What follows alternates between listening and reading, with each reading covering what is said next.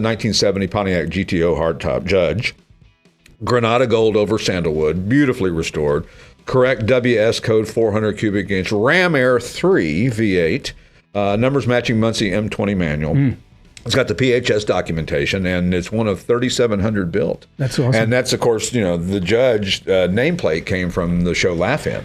Right. Which Here comes the Judge. Before my time. But there was one of these exact specs up at Greenwich, and then this one came like 2 weeks later to Morgantown. I was like, oh my God, I wonder if that's the one from Greenwich, but it wasn't. But it's not. Who was the Judge? That would be Flip Wilson. Sammy Davis Jr. Sammy Davis Jr. and Flip Wilson is the one who said it. He probably came up with it, right? Probably. Here comes the Judge. So anyway.